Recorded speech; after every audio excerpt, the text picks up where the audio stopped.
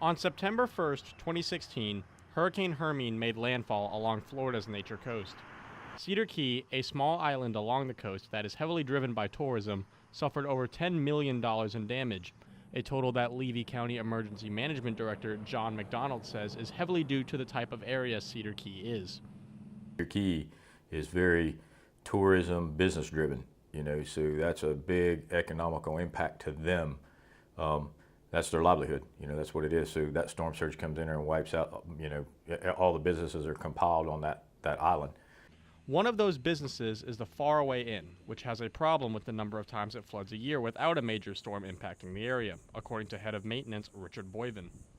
Happen once or twice a year is my 2-3 times. The inn was extensively damaged during Hermine because of storm surge. Throughout Cedar Key, there are a number of street poles that have numbers on them. These are a measurement of storm surge that can impact the area during a major storm. When the Faraway Inn was impacted by Hurricane Hermine, the storm surge was over 10 feet.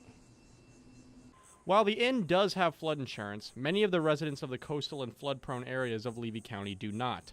Repetitive flood loss properties, or properties that are damaged by flooding practically every time it storms in Levy County, cost the county hundreds of thousands of dollars a year in manpower in tasks that have to be done over and over again.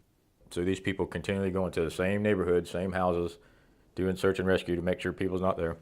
Then we got to go through and do a quick damage assessment of the place again. So we're paying people to go do that. And then after they get done, then we got to turn around and go back in after the preliminary is done and do a better thorough damage assessment again. So these guys typically go out there once, twice, and then sometimes even 3 and 4 times. When these issues are typically concentrated in the lower income areas of the county, such as Rosewood. For many of these people, the homes they live in have been in the family for generations, and they aren't willing to move. Levy County has made a number of suggestions to households in the area to mitigate the issue, such as raising the elevation of the properties, but a few of these ideas have been met with resistance. You're going to ruin us. Let me be honest and smile. We can't break this down and rebuild 18 feet in the air. You will block everybody's view.